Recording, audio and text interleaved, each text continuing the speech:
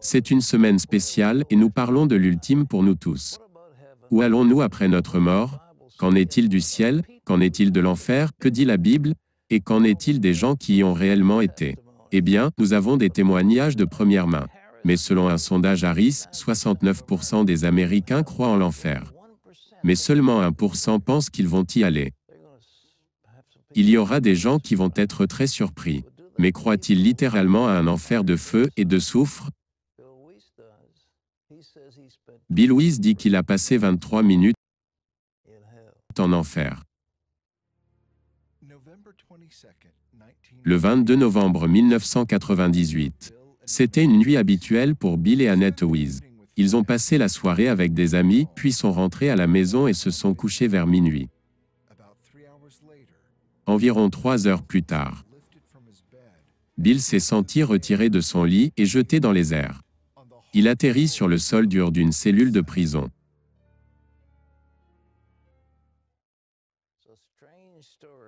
Une histoire étrange qu'il raconte dans un livre intitulé « 23 questions sur l'enfer » et aussi 23 minutes en enfer. Bill Wiese est ici avec nous.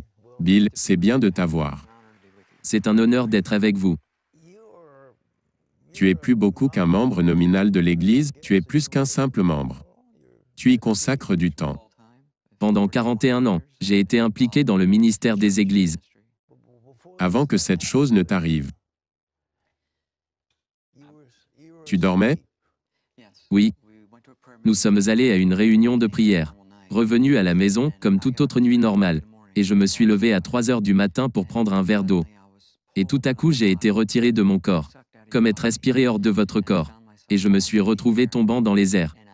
Et j'ai atterri dans cette cellule de prison réelle, en enfer. Murs taillés, rugueux. Prison sale, avec barres puantes, comme un cachot. C'était une expérience hors du corps, c'était une vision. Ok. Je n'en ai jamais eu de telle avant, d'aucune manière. C'était en fait une cellule de prison, et il y avait de ces créatures démoniaques dans cette cellule. Oh, comme? Avec des apparences de reptiles, avec des bosses et des écailles sur tout leur corps. 2 en particulier mesuraient environ 3 ou 4 mètres de haut. J'ai des références bibliques écritures pour ça, mais... Cela ressemblait-il à ce que tu as déjà vu en photo? Oui, il y a des représentations qui sont assez précises. L'une d'elles est dans le témoignage de Kenneth Hagin que l'église de Joe Austin a montré, au sujet d'un démon qu'il a vu. Qu'est-ce qu'ils t'ont fait? Où ont-ils fait? Premièrement, ils blasphémaient et maudissaient Dieu, et avaient une haine extrême pour Dieu. Ils étaient déformés, tordus, des créatures grotesques, et ensuite ils ont dirigé cette haine contre moi. Je me suis demandé pourquoi? Qu'est-ce que j'ai fait contre eux? Mais un m'a pris et m'a jeté contre le mur avec une force énorme. Je me suis effondré sur le sol. J'ai senti mes os se briser. L'autre a enfoncé ses griffes dans ma poitrine, a déchiré ouvertement la chair. Vous avez un corps en enfer, mais il peut résister à ce tourment. Et il n'avait absolument aucune pitié. Une haine extrême pour Dieu et pour l'homme. Aucune pitié du tout? Non, pas du tout. Bien, quand vous étiez dans la cellule avec ces créatures, y avait-il quelqu'un d'autre? À ce moment, j'étais seul avec ces créatures. Et ils ont commencé à me tourmenter. Je sentais des douleurs, mais j'ai compris qu'une grande partie était bloquée.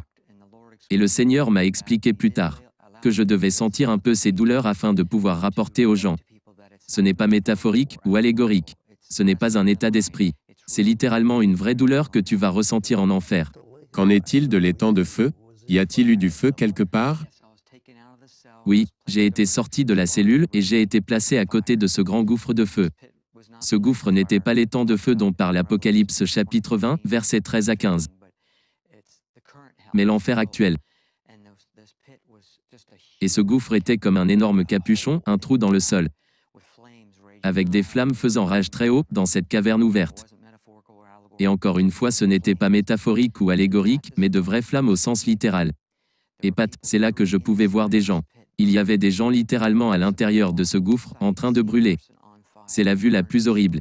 De voir une personne en train de brûler de feu et crier. Les cris étaient si forts. Des millions de personnes criant de tous leurs poumons. Que disait-il? Rien. Ils ne disaient rien. Ils criaient. agonisait. Il n'y a pas de conversation. Tu n'es pas avec des gens. Tu es isolé et séparé. Et les démons tourmentaient les gens. Vous n'avez aucune conversation. Les odeurs sont si nauséabondes et putrides. Les plus dégoûtantes odeurs. Et vous respirez en fait du soufre. Et le soufre qui brûle est en fait toxique. Alors je me suis demandé comment pouvait-il être vivant en respirant cet air toxique et continuer à vivre? Il n'y a pas assez d'air pour respirer non plus. Ce gaz était ce tout petit peu d'oxygène. Qu'en est-il de l'eau? Il n'y a pas d'eau? Il n'y a pas une seule goutte d'eau. J'avais tellement soif. Juste une goutte aurait été si précieux. Comme l'homme riche dans Luc chapitre 16. Mais tu ne reçois pas cette goutte. Cet homme riche était toujours en attente de cette goutte. Vous savez, on pense que ces gens vont expirer, qu'ils vont mourir. Mais apparemment, ils ne peuvent pas mourir. Le corps dont vous êtes équipé en enfer, vous l'avez pour toujours. Parce que, vous savez que nous avons été créés comme des êtres éternels, à l'image de Dieu. Et donc notre âme est éternelle. Elle ne mourra pas. Comme le buisson ardent, il brûlait et n'était pas consumé. C'est quelque chose de ce genre en enfer avec votre corps. Il peut résister à ces tourments. Vous voulez mourir. Je voulais mourir, mais vous ne le pouvez pas. Oui, vous savez, c'est la chose la plus horrible quand on y pense. Juste penser qu'il n'y a pas de fin. Qu'il n'y a pas de fin. Bien Pat, c'est la partie la plus horrible. Quand j'ai compris que je n'en sortirai jamais, jamais, et de savoir que tu seras là pour l'éternité.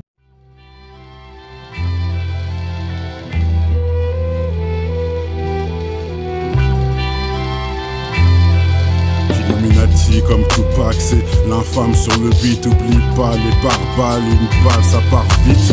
Demande à Malcolm X, j'ai plus faim comme Gandhi. C'est la révolte, je vous le dis. Plus j'avance et plus je grandis. Je repense à Kunta Kinte derrière des chaînes. Pour voir toute cette merde diffusée sur toutes les chaînes. Hey, parole Julien Assange et aux années trous de Mandela. Au Bob de Bob Marley sous un nuage de ganja. L'histoire traverse les époques et j'espère laisser une trace. Comme un tableau de Van Gogh tout claqué qui se vend des milliards. Ils veulent notre place comme Rosa Parks, on est des terres comme Luther. Toujours le point levé pour honorer la fierté de nos pères. Parole de Prodigy avec un coup de boule de Zinedine. On fait trop honte à la France pour goûter ce millésime.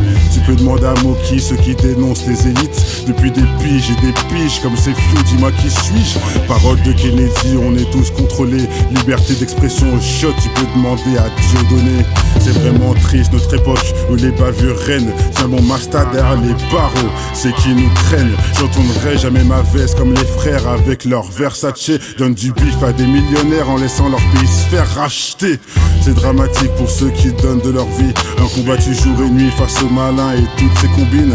Je suis un requin vicieux, un Black Dragon, un Black Panther. Pas un guignol marketing, le Black Panther, Tar Marvel. Ils veulent effacer notre histoire, à nous de faire notre propre recherche. Y'a toujours de l'espoir, à toi de saisir la bonne perche mon frère. Que meurt l'infâme.